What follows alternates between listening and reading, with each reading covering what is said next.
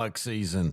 Who am I kidding? It's always bug season in Texas. And that's why you need Grandeur Pest Solutions in your corner. They're locally owned and operated. They're trained, they're trustworthy, and they have a proven record as they have been in business for almost 10 years. They provide pest control against ants, bed bugs, bees, roaches, fleas, wasps, mosquitoes, rodents, spiders. If it crawls and you don't like it, they're probably going to take care of it for you. Now, they serve all of the Dallas-Fort Worth area, and they're locally owned. These two guys have been running this business since 2013, and every year they get bigger and bigger. But you know what they still do? They still have great customer service. In fact, if you get a hold of them, they're usually going to have your quote and your job ready to go within 48 hours. That's pretty good. Now, you can call them for a free estimate at 469-809-1769. You can find them online at Grandeur4, that's the number 4, shore.com. You can also find them on Facebook. Just type in Grandeur Pet Solutions, and we are so happy that they're title sponsor for OutDrank the Coverage in 2023. L4 Media, we talk high school football, 4A, 3A, and 2A in Texas. We talk East Texas sports. We talk NFL, guy talk, movie and booze. We also talk wrestling and so much more. So like and subscribe and check us out.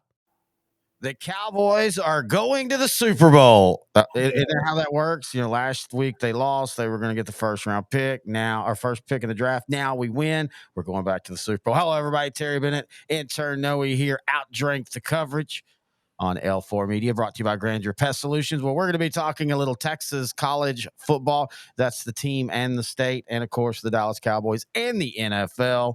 But before we do all that, intern Noe. No, you know what? No. I gotta rip the Band-Aid off this one before we even do what we're drinking. I fucking hate our fantasy football team leagues this year. I hate all of y'all that are playing in them. Y'all are cheating me. Y'all are Nancy Kerrigan, all my great players. I am now like combined 2 for 5 or something like that in the first 2 weeks. And we have 2 leagues, by the way, folks. Join up next year. We'll have maybe 3. But intern, no, I just can't get past that. I demand as co-commissioner, we redraft and I get the first round pick and the last pick in the draft in the snake draft. What say you? I say no. Okay, this is collusion. I'm taking the right. We played today or this week, and OutDrank the newly created OutDrank the Coverage, the league. The league, yeah. I am going to beat you. Yeah. Thoughts and prayers. Just to recap, I had AJ Brown. Now he's an Eagle. I'm not too happy about it. Jalen Hurts, man. Part of my soul is hurt, and you had Jalen Hurts. I had to start Brown. I had to vulture your points there a little bit. You did too. He threw primarily to Brown. Brown had a huge day. Yeah. But, I mean, you were kind of handicapped because the Colts kind of started slow and Michael Pittman had a slow start. And Richardson didn't really go toward him in their second half comeback. But, hey, man, it's early in the season. I know it stings, but the best thing about this is it's one loss. First off, screw you. Second off, I can at least take solace in the fact that in our fantasy football years, or years that we've played, I have tended to beat you more than you beat me, not by a lot. If we've played 10 times, it's probably like 6-4 now. But the weird thing is I'm in 8 total leagues, right? I'm going to go 6-2 this week. I went 5-3 last week. This is the every other league I'm doing perfectly fine with. This is these two, and again, we all make fun of each other when we lose, but it sucks because it's injuries for me. It literally is. It's just injuries. Joe Burrow's being hurt, and then T. Higgins. I have him as a 1-2 combo in one of our leagues. Well, they're both out hurt, and it looks like at least Higgins is probably going to be out 3 to 4 weeks. Burrow, he might as well be out the way he's playing. But hey, what? That's how fantasy goes. We're all having fun. But anyway, what are you drinking, and how are you doing? I'm doing well. I hope you're doing well. And I am drinking Buffalo Trace. It's one of my favorite bourbons. Vanilla notes, little brown sugar. Ooh, little brown sugar. I like a little brown sugar. I know you do. How about you, buddy? What are you drinking? I'm actually just cheating today. I mean, I'm drinking rum. I'm drinking some Malibu, your favorite. Malibu and a little bit of Crush powder drink. Well, I almost didn't drink cheers. today. Cheers. I almost didn't drink today, but I kind of remiss myself a few weeks ago when I skipped out on drinking because I was so hungover. Which here in a couple of weeks, we will be back live in studio for a special edition as Monday night Cowboys and the Chargers. We're going to record before then. Might do something during. I haven't decided yet. But that leads me to, with the holidays coming up in the end of the year, your work schedule kind of changes a little bit and has a little bit more flexibility. We're going to be doing a couple more Monday nights live, or presumably live shows here in the next, I guess up until really the end of the year. Yeah, I'm looking forward to it. It's usually pretty nice just to go into studio and kind of collaborate a little bit together instead of Getting in the lab with our pen and our pad. Yeah. Yeah, it'll be fun. I'm looking forward to 2 weeks. I'm kind of wondering if the Cowboys are going to just stay out in the West Coast the next 2 weeks, kind of like what the Jaguars are doing in London. That's kind of some teams do it, some teams don't. I don't think there's a big difference in win percentage in it. Now, don't the Cowboys have the bye after the Chargers? Yes, they do. Yeah, so I could see them doing the let's just stay out there 2 weeks in, then we go back home, kind of get a camp atmosphere. But anyway, before we get into the Dallas Cowboys NFL, let's turn our attention to what was Saturday. I think some really fun football. And the state of Texas and the Texas Longhorns proved that maybe they're for real as they held off Kansas 40-14. Now, Jalen Daniels, the KU stud quarterback, he oddly hurt his back in pregame. I don't know. That was just a weird thing. We're in this era now, Noe, where everybody talks about everything's rigged. If you wanted to point to what felt like a weird rigged moment, that could have been that one right there. Yeah, it could have been. I mean, this was supposed to be a very big matchup in Austin. Kansas is undefeated, ranked number 24. Jalen Daniels is a dynamic quarterback and would have created a lot of issues for Texas, even with their really good defense. But yeah, him being hurt kind of threw the game out. I know you were a little frustrated with the Longhorns' slow start, but they kind of picked it up in the second half and pulled away. What was frustrating as a fan was a lot of it was completely self-inflicted. They had a couple great plays and then a bad snap. They'd lose 25 yards. It wasn't like, oh, okay, hey, Kansas did play well. I'm not trying to take away from them, but yeah, I was more frustrated because Texas has earned the right to start thinking about what if we make the college playoff. And so you've got to eliminate those plays. You got to eliminate those plays this week against OU. All the talk about OU, and they've kind of played a weak schedule, and they have, at least on paper, their defenses look good. Now SMU kind of had their way with them at times, but you just can't make those mistakes. But I will say this once again. Texas in that second half is doing what good teams do. It doesn't matter what the first half scores. It doesn't matter what scores at halftime. Just win the second half and win it convincingly. And that defense ratcheted it up that second half and again looked dominant. And give Kansas credit. Their backup quarterback, it wasn't like a few years ago where if it was Kansas and a backup quarterback, then it might have been a guy that had a Make-A-Wish Foundation dream come true. That Lance Leopold, I hate that he's probably going to leave. He has built that roster truly too deep for the Jayhawks. Yeah, being the quarterback that played on Saturday, he was actually the original starting quarterback going into last year until Daniels overtook him. So yeah, I mean, it wasn't like he was a bad quarterback. It's just I think it was more of I prepared to be the backup, not really be the starter, and it kind of showed in the game. The best stat in this whole game, I'm a stat guy, but the best stat in this whole game was Kansas on third down and fourth down. They were combined 0 for 10. Yep. That tells you everything. Yeah, that's where good defenses grow. That's first and second down against like first half. You can, as long as you're not giving up first downs on first and second down, you win third down, and in today's football world, increasingly more and more fourth downs, you win those, and you're gonna usually win the game. Jonathan Brooks from Hallettsville, been covering him since he was a freshman in high school. He had a big game, 21 carries, 218 yards, 2 touchdowns, 1 catch, 23 yards was a big one too on a 3rd and 9. You've put on the notes that you think he's now on the Heisman watch. I think he'll start showing up on some lists, but we all know there's no way in hell a running back's winning it. I mean, not in this day and age. I mean, I was still kind of surprised. Quinn Ewers is on it too, honestly, the Heisman watch. Yeah, I mean, it is a quarterback-driven sport now. I mean, it's not really just the NFL. It's college and in high school as In well. high school too, yeah.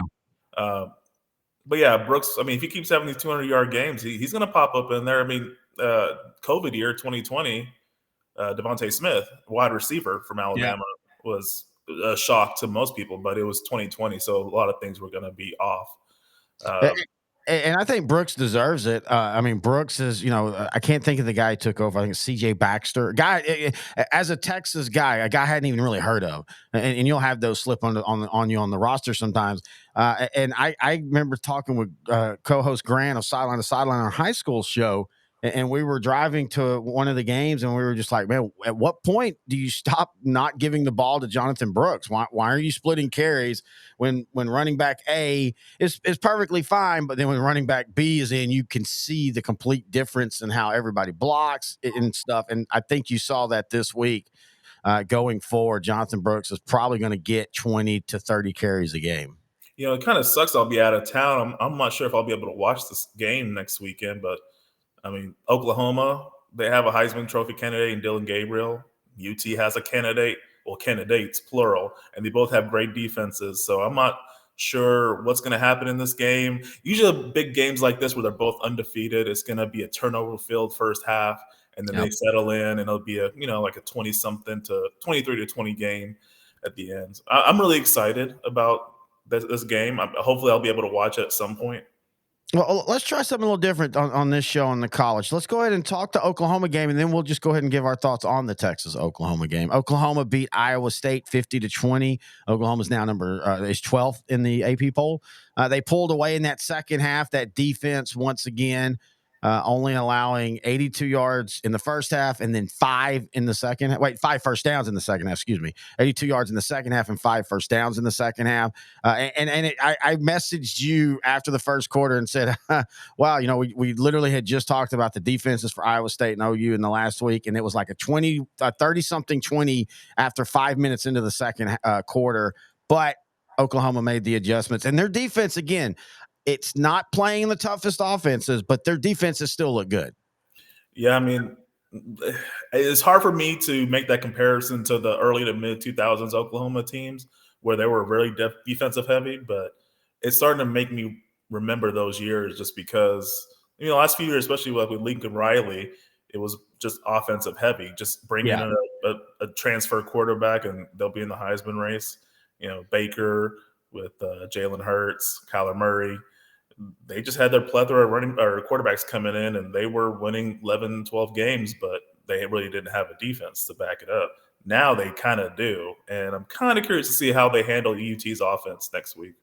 All right, so let's go ahead and get into the game. It's number 3 Texas versus number 12 Oklahoma in the Red River Shootout rivalry rematch, rehab, whatever you want to call the damn game. 11 a.m. kickoff on ABC. So let's talk about that defense. You look at that defense on the year, Oklahoma in 5 games, they've given up only 300 yards total per game, 212 yards passing allowed. A lot of that's probably in trash time, and they've allowed 100 yards per game. They beat Arkansas State 73-0, SMU 28-11, Tulsa 66-17, Cincinnati 20-6, and Iowa State last week 50-20. All right, Texas. 478 yards offense, 286 through the air, almost 192 on the ground. Defensively, as much as we've talked about Oklahoma, Texas has better defensive stats. They're giving up 290 total yards a game, 196 through the air, and they've given up 96 on the ground. And I'll say I think Texas has probably played a little bit tougher of a schedule consistently team to team between these two. Yeah, we'll talk about Baylor later, but Baylor, decent team. Rice, sort of a decent team. They're kind of a mid-tier D1 team. But of course, the big one was the road win in Tuscaloosa, 34-24 over Alabama. So Texas has played a tougher schedule just by that one game alone. Yeah, and the funny thing is, I was shaking my head when I was thinking about Wyoming beating Tech to start the year. They have only lost one game, and that was to Texas, and it was 31-10 in Austin. So that's kind of, hey, Wyoming might actually be a legitimate team. And no, I don't disagree at all. Now, the great thing about this is beating Kansas And OU, they still got a couple of these teams ahead. Texas, even if they lose this game, they still have a clear path to the Big 12 championship. And I still think the Big 12 champion this year will probably get a spot in the playoffs. Yeah, I think so too. The ACC is competitive, but I'm not sure if there'll be a team that's going to come out of there. I don't think there's going to be two SEC teams. Georgia has not looked strong at all. I actually think they might get upset this weekend against Kentucky. That's going to be a good game. I do think one Big Ten team will come out, one SEC team will come out, one Pac-12 team will come out. I think for the first time in a while, like maybe since Oregon, the first year. Yeah, the first year against Auburn when Bo Nix was still. Think about that. But it was Mariota, but yeah, close enough. One good point is that Pac-12 might have two in contention. It really is sad how that conference might go out on one of the strongest years ever by a conference that's dying. I mean, it's one of Washington. A lot of people think they're the best team in college football. USC won't. They have a great offense, but as we'll talk about later, their defense is not that good, and they almost lost that game against Colorado. That's fine. Everybody's talking about that. Like, okay, so I've got their schedule pulled up. They've got Arizona next. Arizona's okay. They've got Notre Dame. Then they've got, and this is a tough double. They've got Notre Dame and Utah back to back. Then Washington, Oregon, and then their rivalry UCLA. Not one of those games to me is a game where USC can't outscore them. I mean, they're all 50-50 games, but this idea that, USC's defense isn't that good, that negates them. I don't think that, and I'm not saying you're saying that. I've just been reading that after this last game. And also, let's remember, for 3 quarters, they held a vaunted Colorado offense to 27 points. I mean, or 20 points. So do you want to take what they did for 3 quarters, or do you take the last quarter and use that as the gold standard? That's where I always get confused in games like this. I take the whole game as long as it's not a blowout. Yeah. This was not a blowout. I really feel that, kudos to, on the flip side, kudos to Deion Sanders and Colorado for being resilient. They still don't have a running game. They still don't have an offensive line. It's all on the quarterback. Yeah. And they almost won this game. But Colorado also doesn't have a defense as well. So they were going to be limited. They made some plays. I will say that they did make some good plays, but on defense, that interception that kind of started the comeback. But yeah, USC, like you talk about their schedule, I don't see them beating Notre Dame. Sam Hartman is a great leader, older, probably as old as Bo Nix, but a great leader nonetheless. And it'll be in South Bend. If Cam Rising's coming back anytime soon, Utah's gonna be formidable. Their defense has kind of carried them this whole season. They had the loss this weekend, their first of the season, into Oregon State, but Utah can be a competitive team, especially if Rising comes back at quarterback. Yeah, I agree with that. Okay, so let me ask you this, and I know this is unfair comparison, and I poo-poo it in the high school shows, but I like to do it when it fits my narrative. If Duke and USC played right now, how many points would USC score against Duke? 40, 50? Let's say 35. Okay, minimum 35. I still think that they'd score at will. I think USC, as a Texas fan, USC would still be the one that scares me the most if Texas breaks through the schedule and gets into the playoff, just because in today's world, Lincoln Riley is still an offensive genius. Notre Dame, they had to fight, scratch, and claw for 21 points against Duke. And Duke's a good team, but Notre Dame's offense is going to let them down in that USC game, because as bad as USC's defense is, I think when you play a bad offense, bad defense still usually tends to beat bad offenses. I don't think Notre Dame has a bad offense. I think they just ran into 2 really good defenses in Duke and Ohio State. And even then, they were still competitive. I think with the lesser quarterback, they would have just maybe had a field goal in each game. I agree with that. I agree with that. It kind of feels Notre Dame in a weird way is kind of like Colorado. They're but not as far as putting up a ton of points and a ton of yards, but they're so reliant on their quarterback when they need a 3rd down and 5 to either figure it out through the air or on the legs. And I just, and by the way, Notre Dame this week has very sneaky Louisville sitting there undefeated, 25 in the nation. Jeff Brom doing a wonderful job. We always joke about the guys who go home like Scott Frost and it's not working. Jeff Brom, the former Louisville quarterback, is really quietly building that Cardinal program back up. I don't think people realize after Teddy Bridgewater, after Jackson, after all that, how far Louisville had fallen for a few years. And he is quietly building them back up. Yeah, that's one of the games I'm going to be watching or I'm going to be following. Kentucky is the other one, Kentucky, Georgia. Yeah. And then the other one, I'm kind of impressed with Tua's younger brother, Talia, which I didn't know that's how you pronounce his name. But yeah, Talia Tungabaloa, Maryland, they're undefeated. And they have a pretty big contest going to Ohio State. So I'm excited to see what happens in that game. I'm rooting for Maryland. I think Tagovailoa has really took that next step. Like be prepared for the NFL. I think he'll be an NFL quarterback, but I think he has taken that next step. But yeah, those are some of the. So this week it'll be more. I think last week it was more of a all ranked teams were playing against each other, or I think it was 2 weeks ago. But this week is going to be mostly upstart teams like Missouri, Maryland, Kentucky, Louisville, proving it. This will be a proven week for all those teams. And like LSU could get knocked out this week with the Missouri game after what happened against Mississippi. We don't even have time to talk about that game. Let's speaking of SEC, A&M beats Arkansas to 34-22. The old school, as you put it in the notes, the Wrecking Crew, they dominated this game at times. 7 sacks, 15 tackles for losses, held Arkansas to 174 yards. First half especially, they were dominant. Arkansas made some hay in the second half.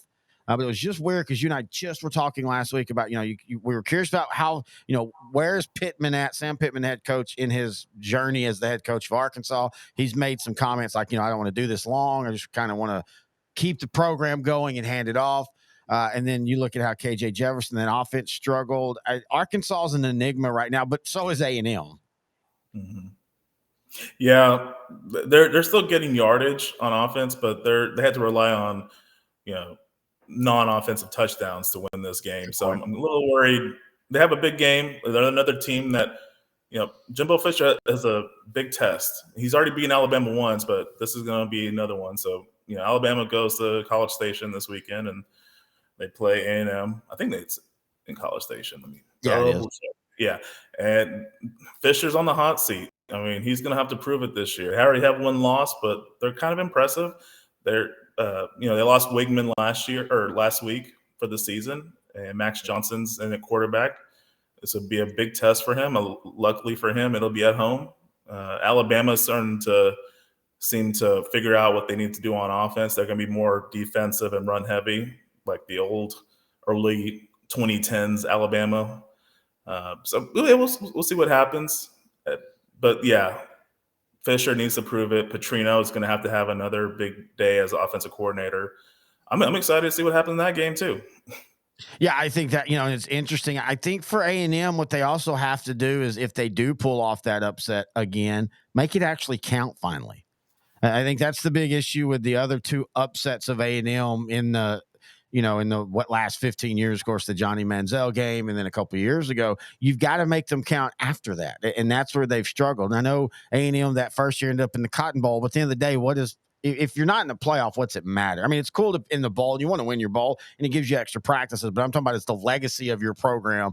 Nobody remembers that they destroyed Oklahoma in the Cotton Bowl that year. Yeah, 2012 was the first year in the SEC.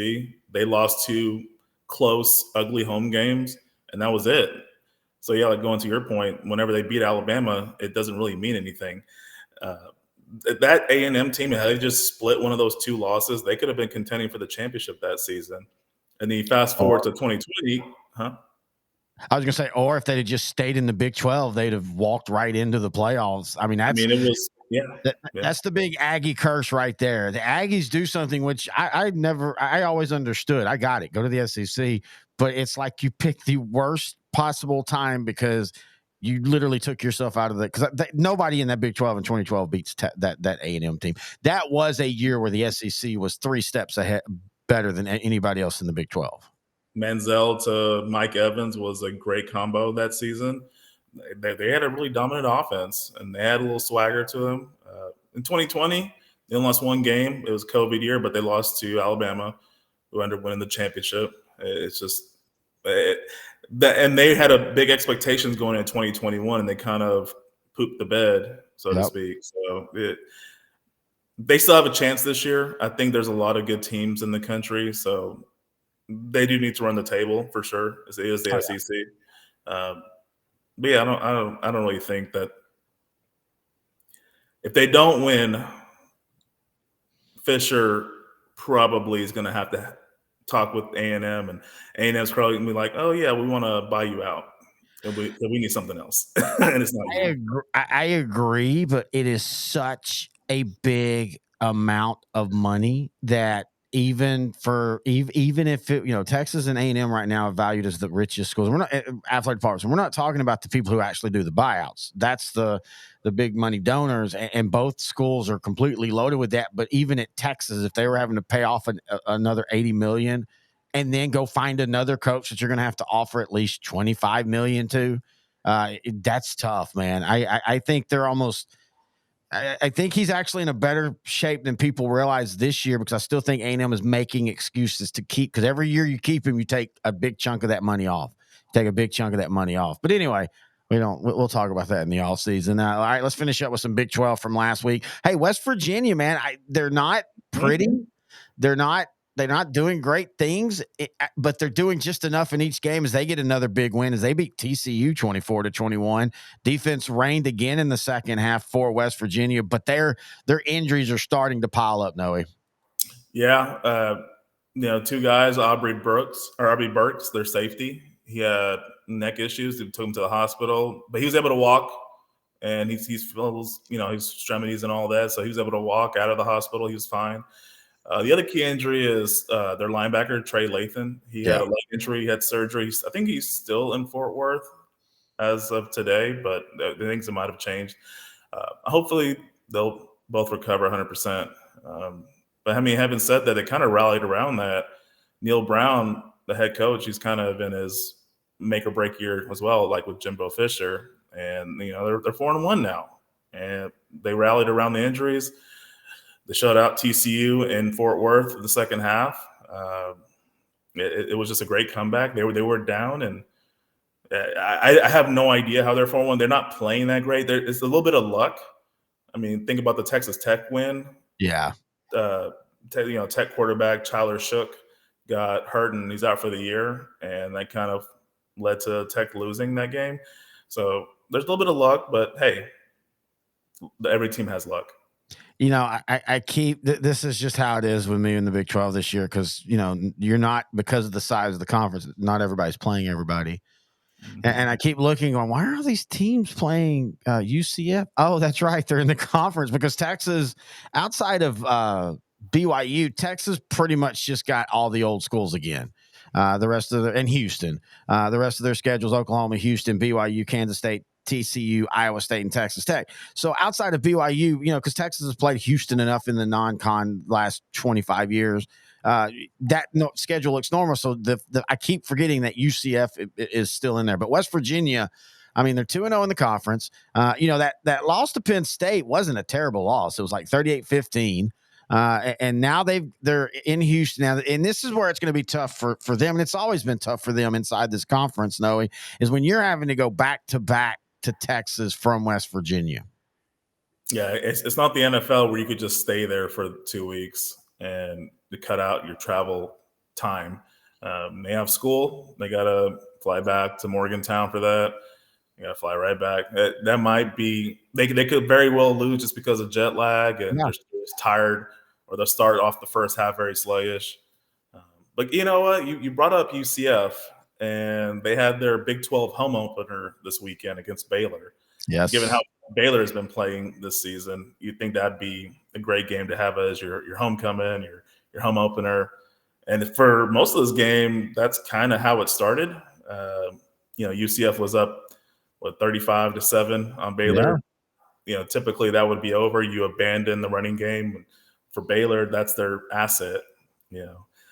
They got two really good running backs there, and lo and behold, somehow, some way, Baylor comes back from 28 points down, scored 29 unanswered points, and Baylor wins 36-35. Yeah, I was kind of marking it. I always like to mark out some things. Like I'll say to you, like yesterday, I said, "Hey, put on the run sheet about Christian McCaffrey." So when Saturday was rolling around and I saw that first half score, I was like, "Hey, is UCF a sneaky dark horse for the Big 12 if Oklahoma and Texas falters?" Because they lost to Kansas State to start their Big 12, but it was 44-31. Yeah. And that was a game, and it wasn't that UCF scored trash points at the end. In fact, they were they started strong, and then they were actually just consistent the whole game. 10 in the first, 7 in the second, 7 in third, 7 in fourth. They just stopped being able to stop Kansas State in that second half. And so I was scribbling, hey, is it are they a team you don't want to go into Florida when it's 78 degrees in November with 100% humidity? Oh, sounds there. There we go. Sorry. Sometimes these stupid ads will run automatically, but yet here we go. Baylor with the miracle, fourth quarter, scoring 3 touchdowns and a field goal. You kind of wonder if that erased the curse of Kevin Steele. I don't know if you know that story, but when Kevin Steele was a head coach, Baylor was going in for the win against UNLV. They had the win, and he wanted to, instead of just kneeling on the ball, he wanted to emphatically, start the win off, or the year off with Baylor dominating a win, and we're going to go from there. And they proceeded to fumble, and UNLV recovered it and scooped and scored and won the game on a 98-yard scoop, fumble recovery. I wonder if maybe this finally washed that curse away, because this was a crazy fourth quarter. I went and watched it in fast time, and I mean, UCF just never had the ball. Yeah, I remember so much about sports, and then I forget a lot of stuff about sports. I don't even remember that, but that seemed like something I would remember. And Baylor's head coach now, that he was on the hot seat as well, and this is kind of a big win for him, kind of a save my job win. Yeah, I really think it was. 2000, UNLV's Kevin Thomas returned a 99-yard fumble with no time remaining as the Rebels beat Baylor 27-24. In fact, I guess in 2009, when they were doing Big 12's biggest, like, top 25 moments, it was the 25th moment in Big 12 history. It was pretty big at the time. It's one of those that gets lost at the time, but it was just more the ironically of, that you have the win. We'll talk about that in the NFL, actually. There's a team that was about to get their first damn win of the year, and all you got to do is kick a field goal, and you try to get smart. But we'll talk about that here in a little bit. But anyway, to wrap up the college, we talked a little bit about the LSU Ole Miss. Just real quick, Ole Miss wins 55-49. There's 1,300 yards combined yards, 14 touchdowns, 2 late lead changes. Both quarterbacks were a stud. Jackson Dart, great quarterback name, 26-39, 389 yards, 4 touchdowns. Jaden Daniels, 414 yards. 99 yards rushing and a touchdown on the ground, 4 through the air. And remember, Jackson Dart was an LSU commit. So that was just a fun game right there. You always get one of those in the SEC every year now. Yeah, I mean, they're becoming more offensive heavy in with all these teams. They kind of just switch from defense to offense, and kind of nice to see some of these whack scores from back in the day. Whack. It's where it's at. You know where it's at now? Right now, we're going to turn our attention to the NFL. As NFL Week 4 has come and gone, except for the Monday night game tonight between the Seahawks and the Giants. All right. So let's do like we normally do, and let's start outside of the Cowboys world, and we'll work our way towards them.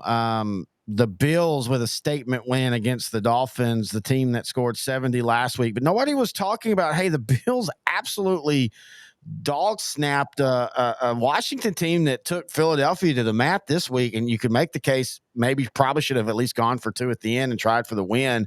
But Buffalo, they quietly rolled, but because of what the Dolphins had done, they got all of the press. And Buffalo, man, damn, when they look good, they look good.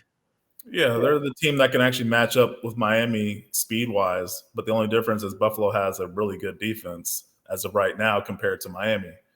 And they kind of showed Miami played catch-up, which is that's not something they're used to.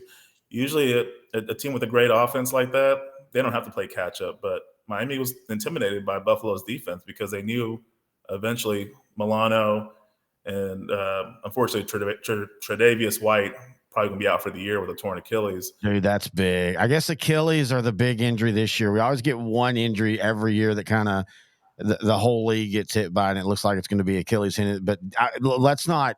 That's big. For as great as this win is, that I feel takes a lot of the air out of that win. Because it kind of hurt Buffalo last year outside of their offensive line play, which has been very good this year. Was the fact that they weren't getting pressure after Von Miller got hurt, and now he's starting to come back. He might be able to mask some of the future deficiencies their secondary is going to have without White. Yeah. But, I mean, Buffalo has a great defense. They're fast. They're well coached. Of course, their offense, as long as they can protect Josh Allen, there's so many weapons. And they really haven't even used their rookie tight end, Dalton Kincaid, yet. So I'm really excited to see what they do in the second half of the season when they start rounding into form. Yeah. They had the crushing loss to the Jets, but they had 3 straight blowouts. Going back to what you said about Washington, I think a lot of people didn't expect Washington to come out and play so competitively against Philadelphia. That's true. Even though it's a divisional matchup, you didn't really expect that. But, hey, kudos to Sam Howell. Kudos to Eric Bieniemy, the offensive coordinator. They had a great game plan. Unfortunately, their defense didn't really show up. And, Hurts wasn't really throwing for many yards the first few games this season, and he had over 300 yards this game. They just did not defend A.J. Brown at all, and he went off. Yeah, he's sometimes undefendable, to be honest with you. Yeah, and I think Washington might have been more focused on stopping DeAndre Swift because he's kind of come on, and I think he's leading the league in rushing. If not him, McCaffrey. But probably McCaffrey. But, Swift is having a great start to the year. Philadelphia was kind of leaning on that. But this shows how dangerous Philadelphia is. If they can't run the ball, they got enough talent at receiver and at tight end to just loft it. They are a big play team when it comes to the passing game. So, you negate that, you can basically control Philadelphia. But you need a defense that can, play their safeties back to stop Brown and Devontae Smith, but also a great and stout defensive line to stop the running game because they can beat you 2 ways. You got that. You control Philadelphia on offense. I will say this about Washington's defense. People need to be paying attention. Chase Young now has 2.5 sacks on the year. I know that's not the numbers like Micah Parsons and all, but for a guy that, we thought 3 years ago would be at the top, at this point, if you'd asked me, I would have said he's where Micah Parsons is. I thought Chase Young was going to be that that transient player, and he still could be, but I think he's responding. And I'll go back to what I said. Washington's a quarterback away. And you can see it in this game. Washington's a quarterback away. They're really, really good. Now, the problem is by the time they get a quarterback and they're able to develop him and all that, will the roster be aging out? Because, Terry McLaurin's now played, 4 years? I mean, and that's your big deep threat. Brian Robinson Jr., this is his second year. But like the offensive line, Logan Thomas, he's 7, 8 year vet at this point. And I just, you kind of go, man, Washington, you got to figure out the quarterback situation. And I know Sam Howell threw for 290 yards, but he was 29 of 41. And at times he still just looks terrible. I just don't think he's an NFL starting quarterback. I think he's a good backup. Yeah. Kind of like with the Sunday night game. There was a couple of drives where Sam Howell looked elite, but the rest of it was kind of ho-hum, to your point. I mean, McLaurin's 28 this year. This is his 5th season. 5th year, yeah.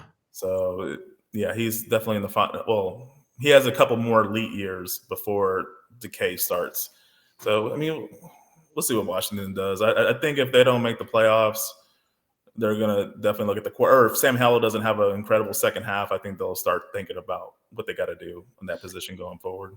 Well, and let's not forget, this is a new organization as far as the owners. They didn't hire Ron Rivera.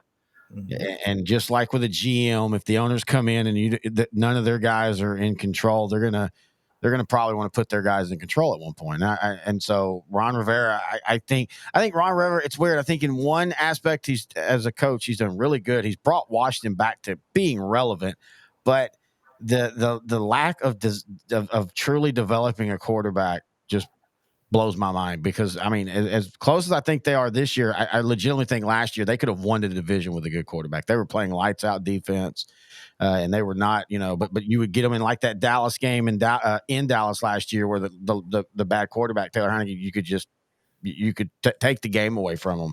And that's what they did. But anyway, let's see. Hey, speaking of good quarterback play, Houston 30, Pittsburgh 6. Is Houston ahead of the schedule? I mean, as far as I can tell, you take out that first game against Baltimore and that first half against the Colts, they've been playing great on offense ever since. Had a great game against Jacksonville, and then they had a really, really good game against a really good Steeler defense. CJ Stroud, he had over 300 yards, a couple touchdowns. They didn't really have to rely on the running game as much, but they ran it 38 times for 139 yards. Nico Collins, instead of looking at relying on Robert Woods, some of their free agent acquisitions, they got Nico Collins, a guy they had last year, 7 catches, 2 touchdowns. Schultz got a touchdown from Devin Singletary. Yeah, that was pretty. Yeah, it's pretty. Mechie starting to get some grabs. Tank Dell didn't really have much of a game, but it's scary to know that Houston can win by 24 points and not need Tank Dell. Yeah, and then as you can see, their secondary starting to round out as these injured guys starting to come back. Jimmy Ward had a pretty good game. Will Anderson, of course, had a great game. Didn't really need him as much. But yeah, once you see their secondary start to get there, Shaquille Griffin, he'll be a sneaky Pro Bowler this year at corner for the Texans. But yeah, Pittsburgh, they look bad. I don't know what they're going to do at quarterback because Pickett's hurt. And not like he was having a great game against the Texans. I think at the end by season's end, Texans will have a defense in the top half of the league. Yeah. As long as they remain healthy. But yeah, I don't know what Pittsburgh's going to do with Pickett hurt. I'm not sure how long he'll be out. Trubisky was never really – he's a solid backup, not really a starter. So, let's see. I mean, Najee Harris kind of played with some motivation in the second half, but it just really wasn't enough. They still need some parts on that team. But really, it could just be a situation like with Washington where they just need a really good quarterback, and that's it. With Houston, they also need to rebuild that line. Not necessarily pass protection, but Damon Pierce had his season high 81. That's so annoying. Jesus. Damon Pierce had his best game of the year, 81 yards, 3.4 yards per carry. So they're going to have to figure that out. You figure that out, and I think this offense becomes extremely scary. Stroud, 306 yards, 2 touchdowns. As you talked about, Nico Collins is starting to show himself, 7 catches, 168 yards. And you look at the standings, and it's so crazy. We said the AFC South, it's going to be weird. And they're all at 2-2, and they've all looked good at times, and they've all looked really bad at times. And that's why, for all the talk about how Tennessee struggled, and everybody's like, well, dude, this division is going to allow every one of these teams to feel like they have a shot all the way into maybe even the last week of the season. Yeah, I mean, even the Colt Texan game, you notice the Tunsil didn't play in that game, so that was another contributing factor. But yeah, good and bad team or good and bad games by all these teams. I can see any of them winning the division. To be honest with you, it's just kind of shocking to me that what we thought was going to be the worst division in football is turning out to be one of the better divisions in football. I still think it's going to be pretty bad by the end of the day. I mean, because when they lose, even if they lose to each other, when these teams lose, they look really bad losing. Yeah, I mean, Tennessee, they lost 27-3 last week to Cleveland, and they won 27-3 this week against Cincinnati. It's just a tale of two teams. Henry had 20 yards last week. This week he had over 100 and threw for a touchdown. And threw for a touchdown, yeah. And so we said it was going to at least be fun, and it definitely is going to be fun. Let's see. Let's talk about the 0-3s. Denver. I am not kidding when I say this. Maybe a season-saving win, and they pulled off the comeback down 28-7. They come all the way back to win. At times, that offense, you're starting to see, all jokes aside about Dolphin, that'd been even funnier, Bronco country, let's ride, and all that. Russell Wilson's not been terrible. He's already thrown for 1,000 yards. He has 9 touchdowns, and you're starting to see where that offense is breaking out. It's just the calamity of errors of this defense. So we all thought the defense was going to be the strong point. Yeah, going in, everybody thought they were going to be healthy and ready to go, and with a healthy Randy Gregory, you really thought Denver was going to just dial up the pass rush and no fly zone part 2. Patrick Surtain the second back there, and Justin Simmons and all that, and it just has not been the case. I mean, they let Miami score 70 points on them. To be honest with you, in these early games of the year, I always think any of these teams that are 0-2, 0-3, if they look that bad, I'm like, how are they going to ever win a game? Yeah. I really thought this was going to be an easy win for Denver. And then, man, kudos to Justin Fields. I don't know if it's Denver's defense or Justin Fields is finally starting to figure it out. But, I mean, Fields, nearly flawless game. Yeah, but the problem is, and it's unfortunate for him, the one mistake was so big. That's the issue that he's going through. Like, he was 28 of 35, 335 yards, his first 300-yard game of his career. 4 touchdowns, 1 interception. But again, that 1 interception was big. He was sacked 4 times. A couple of those were you've got to get rid of the ball plays. I was impressed that he had such success through the air and didn't even run the ball a lot. 4 carries, 25 yards. If he's going to develop going forward, that's a good sign. He needs to be a weapon running, don't get me wrong, but you've got to be able to pick apart defenses that keep their linebackers watching you to force them to drop into coverage. Then that gives you more running lanes. But I'm going to go to the decision. That's what I was going to go to. Yeah, Bears fourth quarter, a couple minutes left. They have a chance to kick field goal to go up.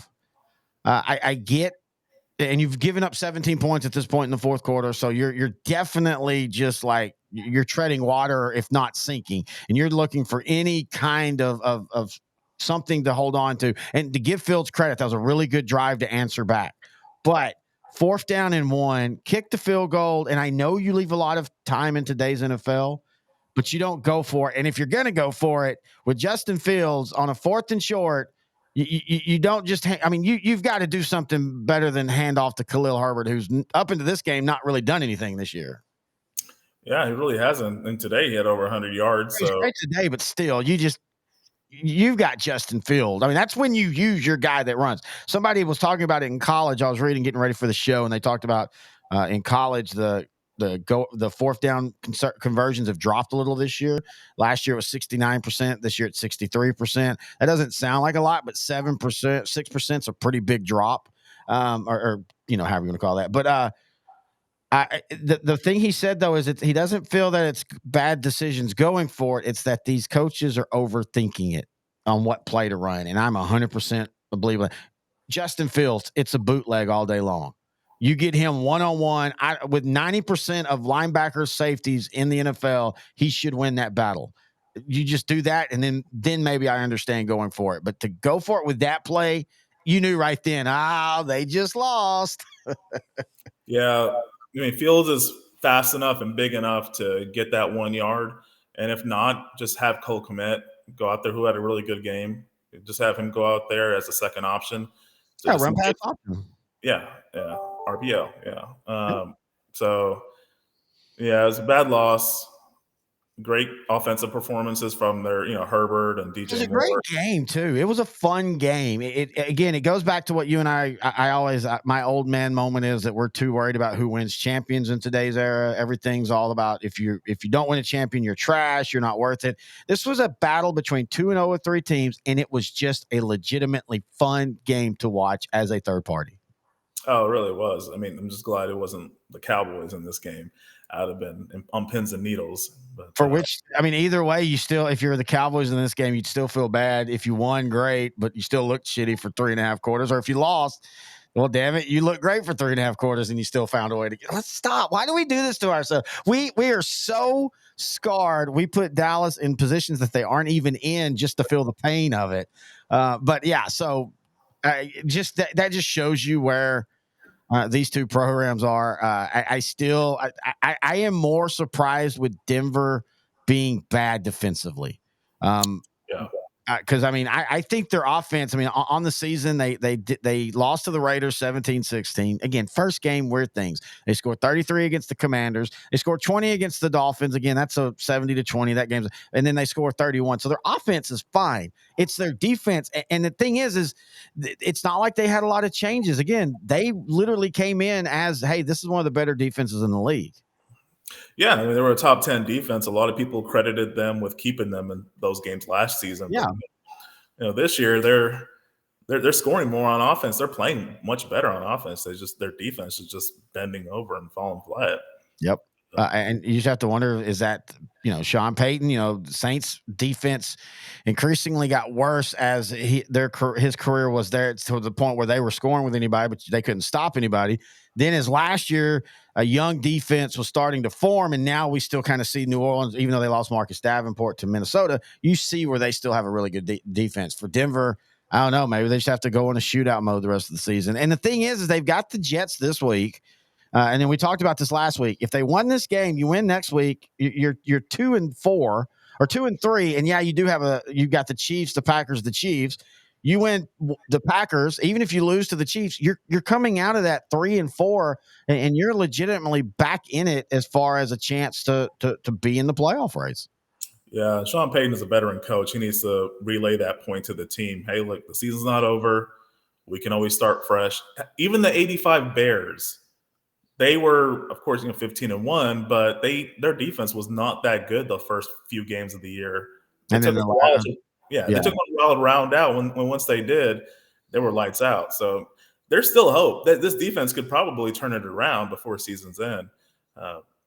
Anyway, I agree with you. I was thinking, there's a lot of other games to go over. I was kind of impressed, just some of the single individual performances. Yeah. I was most probably impressed with Khalil Mack and with Christian McCaffrey. Yeah, I wrote the note to you about McCaffrey. We need to remember how great he is. I think that gets lost, and because his first 3 years he was wasted in Carolina, and then with San Francisco, let's be honest, they'd still be 4-0 without him. But he wasn't added to beat the Cardinals of the world. He's there to beat the Cowboys, to beat the Eagles, to possibly beat the Chiefs, the Bills, whoever is in the Super Bowl. And in a game like this, and let's be fair, the Cardinals had 6 defensive starters out, and that's one of those that, Matt, why couldn't y'all have done it like that last week? And why did y'all have to all be playing last week? But they had starters out, and you can tell with the Cardinals this year. If you allow them to stay in the game like Dallas did, they're going to give you a spirited fight.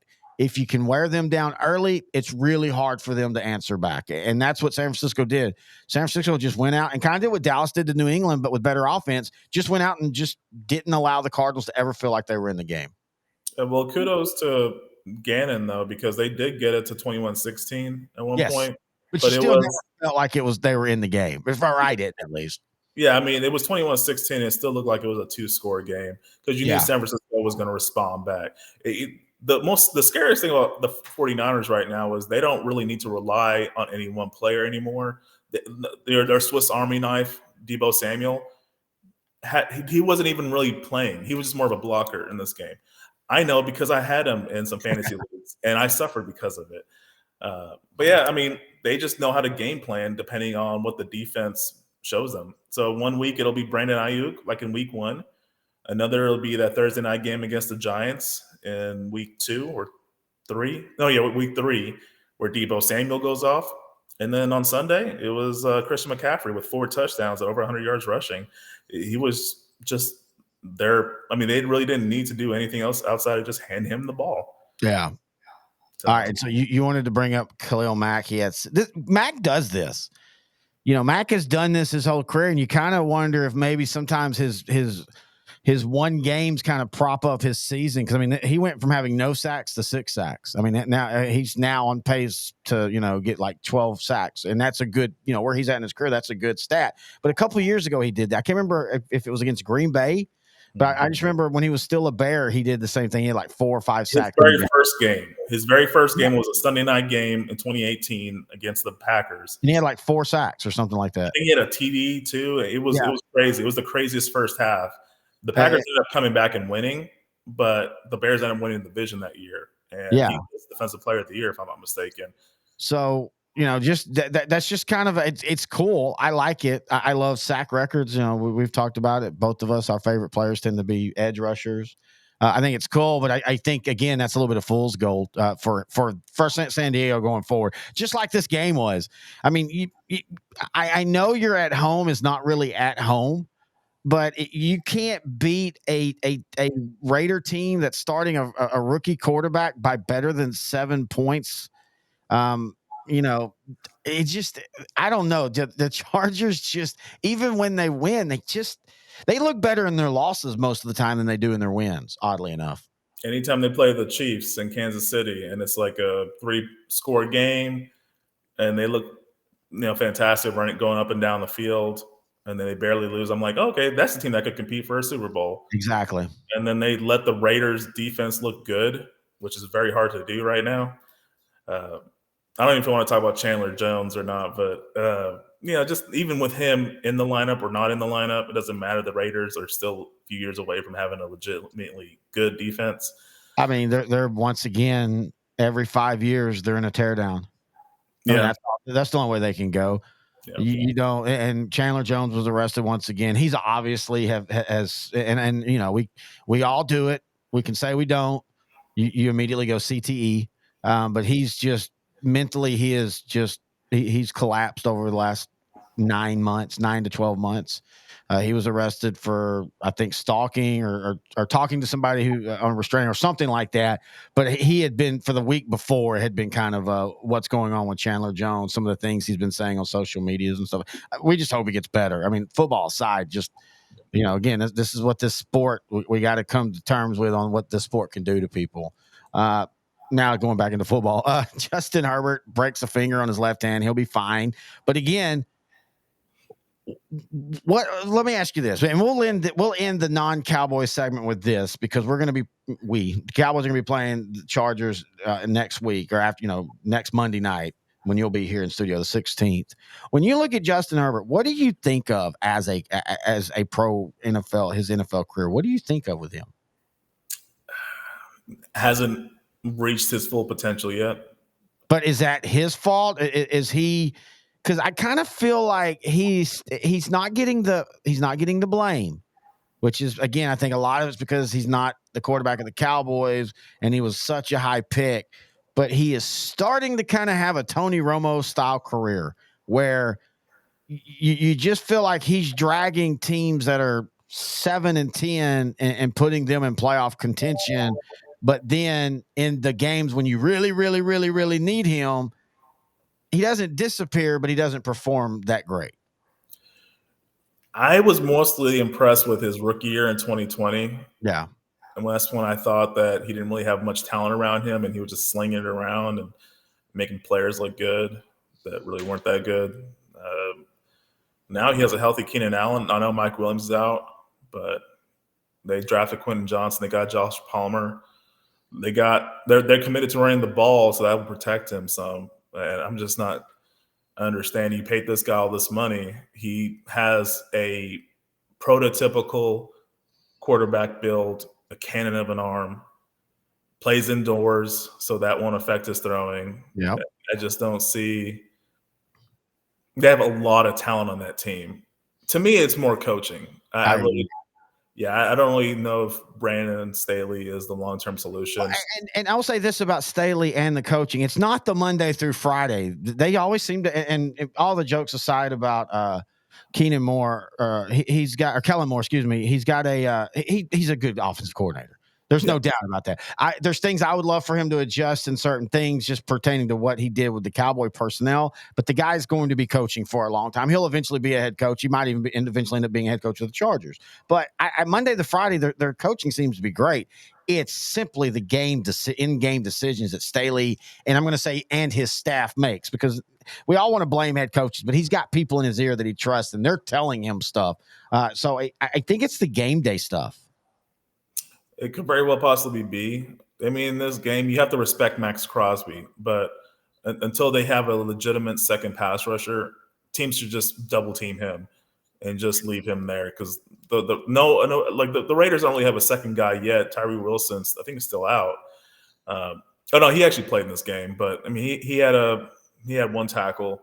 Still not gonna be that Pro Bowl pass rusher that Max Crosby really needs in order to excel. So yeah, having said that, they didn't really do too much on offense. They ran the ball well, but throwing the ball 150 yards combined. So it wasn't like, yeah, I don't get that when they just do that same thing to Minnesota last week where Keenan Allen went off. Yeah. You can't do it to the Raiders team that's not as good as Minnesota this year and on defense. Maybe it's just that whole rivalry game. The Raiders know him, all that fun stuff. That's probably why Washington was competitive against the Eagles. Yeah, but Washington beat the Eagles last year on Monday night. Yeah, the Eagles were undefeated. That was their first loss of the season. We were laughingly watching that game together through the internet world. All right, let's go ahead and turn our attention to the Dallas Cowboys, as once again they proved that when they win, and I've been saying this for a while, the last couple of years, when Dallas wins, they usually it's a feast or famine, and they feasted as they beat New England 38-3, 2 defensive touchdowns.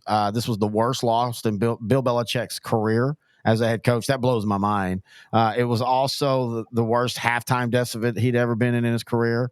It's the 10th straight home win. That's something that even you and I really haven't talked about, because one of the big knocks on Cowboys Stadium is because it's so big, it's easier for non-Cowboy fans to get tickets to the game. You tend to, it's not as bad as San Diego or LA Chargers is by any stretch, but there are always going to be a good amount of visitor fans in the stands. But Dallas has quietly started to do what you're supposed to do at home and win those games. Yeah. Turnovers last 3 years have been very important for the Cowboys. They're, I think, one of the only teams that can consistently get turnovers year to year. Thanks to Dan Quinn, thanks to the personnel they've gotten over the last few years. It was a great defensive effort, but it could have been a situation where for a third win, they played against an inferior quarterback who made some costly mistakes, like throwing across the field. Yeah. It worked once, but Deron Bland was going to make sure it didn't work a second time. Well, and it's funny you say that, because I was sitting there talking with the fiance. She knows nothing about football. But I pointed out after the first one, I'm like, he's going to try that again, and it's going to be intercepted. And a drive later, as soon as he rolled out, I was like, here it comes. I mean, yeah, you're right. It's bad quarterback play. But do you go, okay, is it bad quarterback play because he's bad, or is it bad quarterback play because Dallas is forcing it? I thought the Patriots, and I thought Mac Jones handled the pressure really well. He was quick to step up. And that's the thing about Dallas that still concerns me with their pass rush. If you get a quarterback that moves, and you saw it a little bit with Zach Williams. I want to say you saw it with Joshua Dobbs, but a lot of his was just that one big bootleg. But if Dallas doesn't always get a good enough push, or at least stabilize the middle so the quarterback can't step up, they've got to work on that. Because Mac Jones, if he could have run a little better, he could have probably had sustained some drives because he had some open lanes to run at times because he stepped up off the pass rush. Yeah, and that was kind of their big commitment this offseason, was to improve the run defense, improve the interior defense. And you see against Arizona, and a couple plays here in this game against the Patriots are still lacking. And it kind of makes me worry when they play. Well, the run defense looked good this week, though, because you knew, they did. I'm kind of worried about games like next Sunday night against the 49ers or against the Eagles. Legitimately really good team that can run the ball and they can establish the run. Did Dallas really make any of the improvements that they should have? Well, okay, so let's talk about that. We'll kind of lean into blurring the lines between next week's game and talking the Patriots. But let's go back to last year's playoff game. Okay. A Dallas team that gave up a ton of yards in the run game. They didn't shut down San Francisco, but they didn't. The run game never was the issue in that game, the run defense. I think Dallas actually decently matches up well for what the Niners want to do run game wise. Where Dallas is going to struggle, and I think, again, this is why Dan Quinn and them, it's a priority, but not priority A. Is if you're going to run up the center's butt, A gaps. That's where Dallas will struggle. If you're running B to C to D, as long as everybody's playing gap responsibility, which they didn't do against the Cardinals, but they did yesterday, you're not going to run well. And if you think about the Niners, they like to run off tackle, but they like to run off that edge a lot. They like to do things right off the tackle's hips. And I think Dallas actually defends that part well. And to your point, if we're just talking about the playoffs game against the 49ers last couple of years, it wasn't like the 49ers just destroyed Dallas. Oh, no. Especially in the game last season in Candlestick. SoFi either. What is the name of their stadium? It's in Santa Clara. The Santa Clara Stadium. We'll just go with that. Brock Purdy got held in check. Cowboys defense was not the reaon they lost. It was Levi Stadium. Levi. Okay. It was definitely an offense. It was turnovers and ability to just move the ball. Those Kellen Moore plays that you love to talk about. Yeah. Okay. So in saying that, great segue. I'll go ahead and say it. I know from 20 to 20 they're looking decent, but even then, I don't like the philosophy of the offense this year. I don't think a true West Coast works anymore because safeties and linebackers are so much faster.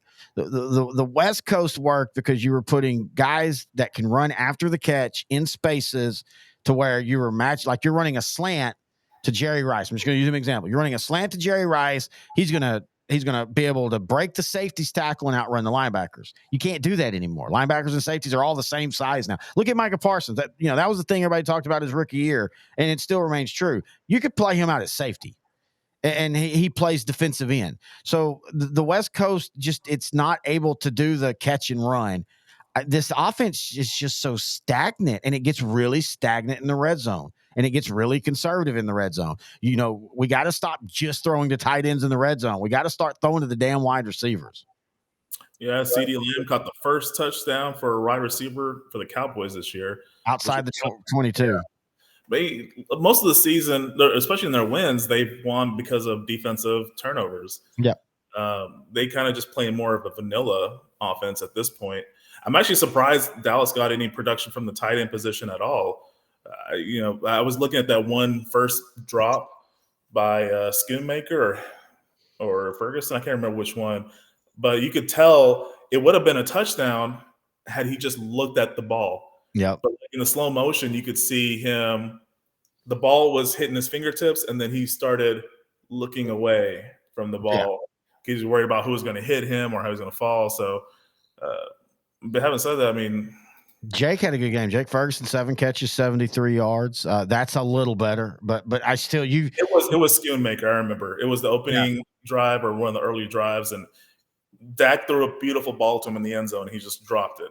Yep, and you just can't. You can't have that against a game like we're about to have San Francisco. This is Sunday night. All right, let's work backwards. Who do you think wins, and then let's work from there. Sunday night, San Francisco hosts Dallas. Mm-hmm. I think it's early in the season, so it's one of those where it doesn't really matter who wins this year. I mean, it matters for the press and all that kind of crap for the week after. I think the teams that play this Sunday night will not be the same teams that play come January. Exactly. Having said that, as of right now, what I'm saying, I think San Francisco wins. It'll be a close game. I think Purdy will struggle like he did in the playoff.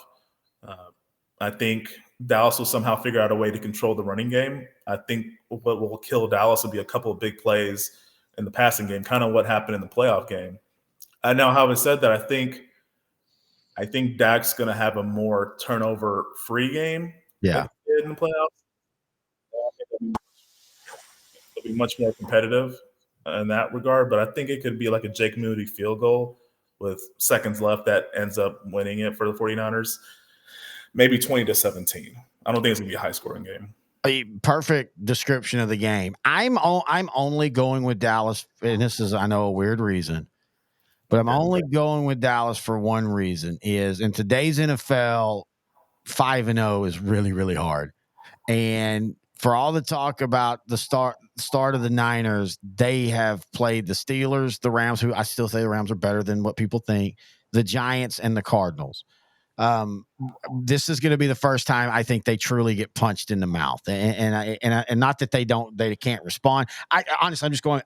It's just really hard to be 5-0. This just feels like a Cowboy win. This just feels like when you're ready to be. And I'll be honest with you, it feels like they win this week and they lose next week, and they're still 4-2 at the break, which is exactly where I had them going at the beginning of the year. 4-2, I thought was going to be their start out. I didn't think they'd lose to the Cardinals, but I just feel like this is one of those games where San Francisco's not going to show everything. They're going to keep things closer to the vest. It's going to be, I'm like you, I think it's going to be lower scoring. I think it's a 20-17 type game. And I'll just flip it. I think the new Brandon Aubrey kicks a field goal to win the game for the Cowboys. And the Cowboys feel really good about themselves. Everybody's great. We're finally going to be there. And then they'll lose to the Chargers like 21-3 or 21-10 or something like that. Not only because that's the Cowboys, that's just the NFL. Look at the Dolphins. I mean, that's just the NFL today. When the team that you think is high for that 1 week usually tends to fall the very next week. So if Cowboys lose this Sunday, they should beat the Chargers on Monday. They will. Yeah, they're 4-2 at the end of the break. Coming up to the break. I did like the little tribute the Cowboys did for Ezekiel Elliott and his return. No, that was pretty nice. I'm surprised the Patriots didn't run him as much. I figured they would have just let him be like a bell cow in this game. Well, the game got away from him. Again, that's what Dallas's defense, and again, that's why I also go back to why you need to worry about the run defense, but not always, is because most of the time Dallas usually is, even if they're just kicking field goals, they're at least putting points on the board almost every possession. All right, so let's go ahead and talk about that, though. I was absolutely gobsmacked when Jerry Jones this weekend basically said Ezekiel Elliott will be in the Ring of Honor. Why? I don't think he deserves to be in the Ring of Honor. He has over 8,000 rushing yards. If he keeps playing a couple of years, he'll get to 10,000. But that anything after what he left Dallas doesn't matter. Like this isn't the Hall of Fame. This is the Ring of Honor.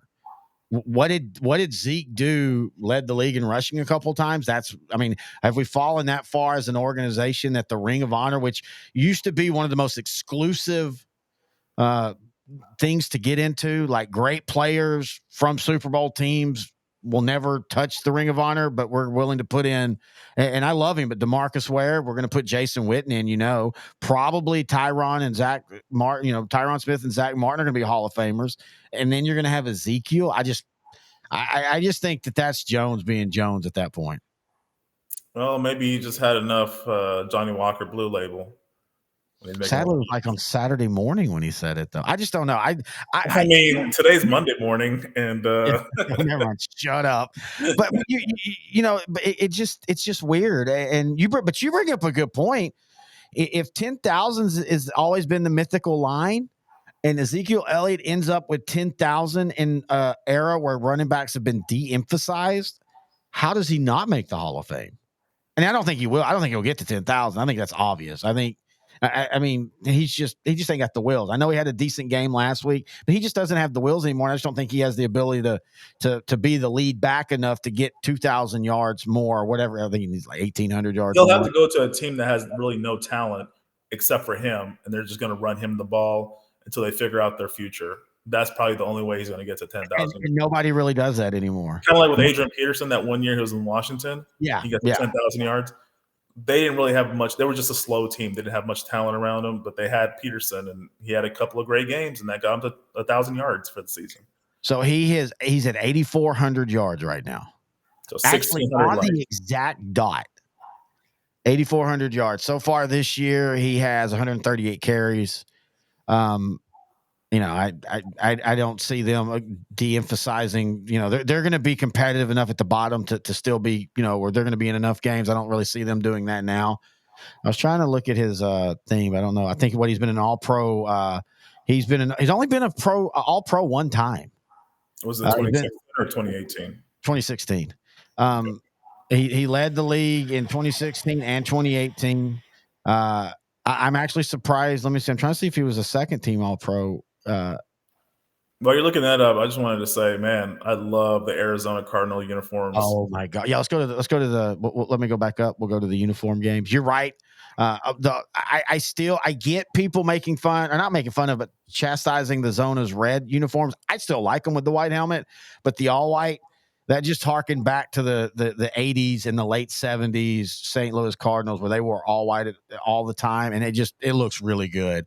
Let's see what it shows. I always like to look at these blind. Kansas City Jets, awesome. Jets, go with that green helmet. Just take the blacks away. Go with the green helmet with the white face mask. It looks really good. Vegas Chargers, no disagreeing. Tampa Bay, New Orleans. I'm still not. I don't know. The Tampa Bay one just doesn't do it for me anymore. But it did look good with the gold and the whatever you want to call their color. Pittsburgh, Houston. Hey, the red helmets. I think we're all ready though for the new Houston uniforms next year. As close to the Houston Oilers colors as they can get without Tennessee getting mad. I'm curious to see what they're going to look like. And what was your worst one? My worst one was the Rams and the Colts. Yeah. That was a pretty crappy one, mainly because I don't hate the Rams. I just feel like the Rams is the one jersey in the league right now that dates this era. Like you're gonna see those uniforms and go, oh yeah, that's that 2020 era when we kind of got weird with some of the colors. Everybody else in the league, even the teams I don't like, like Seattle. We've talked about Seattle and Denver. Their uniforms are fine. I'm just tired of seeing them. They're just growing old. It's stale. With the Rams, I can't wait for Seattle to go back to that retro look this season. They're doing it. And again, that's one thing I love about how I think you're going to start seeing that more and more each year, where instead of it just being one game, you'll see maybe out of 17 games, you get 4 retro looks, a couple of their alternate look. And I like that. I think that looks good. I don't want it to be like Oregon where you never get one look, but I don't mind having multiple, especially when you talk about like the Patriots. Like they have a really great, old school look. The Jets have a great old school look. The Chargers, just everything looks good on that. So yeah, I agree. The Colts look good. I still think the white and the blue. I kind of am curious to see what that. I know a lot of people trashed it. I'm curious to see what that blue helmet looks like later on in the year, though. I think it kind of looked pretty cool when they revealed it. I want to see what it looks like if they wear an all white uniform. I think that contrast might be nice. Oh, you're talking about the blue helmet. Oh, that's a good one. I didn't even think about that. You're like me. I like the all white, but I really love the white jersey top pants and then a dark colored helmet. And with the Houston helmet, I kind of wish they did. Their logo. It's like blue and red with white trim. I think they should do a white. Whenever they wear the red helmet, have a white instead of blue. Mm-hmm. Oh, that'd look good. So white. Yeah, white and or just white and blue. A white and blue with red, maybe red, maybe black trim. But I think the only part I didn't like about their uniform was that the logo didn't pop out on the helmet as much. Yeah, so I think if they do that, I think because then the helmet will really pop out, or the logo will pop out. I think that'll make it perfect. All right, who do you have tonight? Seattle versus the Giants. Seattle. I think the Giants don't really have an offensive identity right now.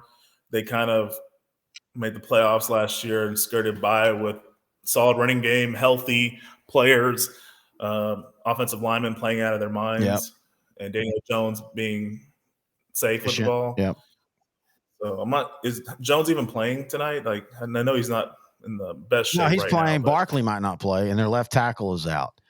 I think Seattle wins this game, and I'm so about to take the center fence here. It would not shock me if the Giants win this game.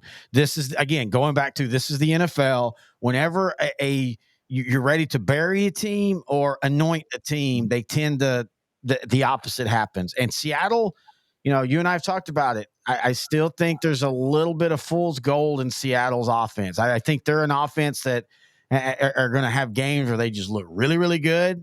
And then they're going to have games where they look really, really bad. And you can talk about they looked really bad against the Rams. And then the last 2 weeks, they've looked great against the Lions and the Panthers. Going into New York, I'm going to say New York, but and by the way, Daniel Jones has become Kirk Cousins. He's 0 for 6 on Monday Night Football games. But I just think the Giants, I think Seattle still finds a way, but don't be shocked if the Giants end up pulling this one out. Their best tackle or the best lineman, Andrew Thomas, will be out. That's not going to help Daniel Jones at all. But yeah, Saquon Barkley and Thomas out. I just don't see it happening. I don't either, but I'm just saying it's the NFL. That's back-to-back New York primetime games. Jets played last night in MetLife, and Giants playing tonight. I wonder how many times they're going to do that going forward. Well, they did it in week 1. I know they did week 1, but like you want to like next season going forward, Oh like yeah, that's kind of interesting how they flipped it. You just brought that up. I didn't even think about that. It's week 1, it was Cowboys Giants on Sunday, and then Jets and back. I mean, yep. it's a good. I mean, all jokes aside about the New York teams and the bad luck, the Jets showed last night in that loss that they're still that defense is gonna if they can weather and just find some sustained play. I still think that Jets defense is going to win them some games. Man, Like, Wilson, there was a couple of drives where he was just wheeling it. I was confused. I thought he was Aaron Rodgers for a couple of those drives, especially when they were in the second half when they opened and they tied the game 2020 yeah, against the Chiefs. I was very impressed with some of his throws. They looked very confident. I don't know what that was, but they need to focus more on that because I see some promise there with Wilson. He just needs to realize that he can make the throws in the NFL. The thing that impressed everybody with him coming out of BYU in 2021 was his Cougar arm, skills. Oh, his arm. Yeah, his you're right. arm strength. Oh. He looked very confident, and I think if he just keeps building on that confidence, he's going to be a legitimately really good quarterback in the NFL. I never thought about the fact that Zach Cougar Wilson played for the BYU Cougars. Oh, that's so great. You look at their schedule, finish it up here. We said it for the Broncos. They if they beat the Broncos, they're 2-3. You then have the Eagles, but then it's the Giants, the Chargers, the Raiders.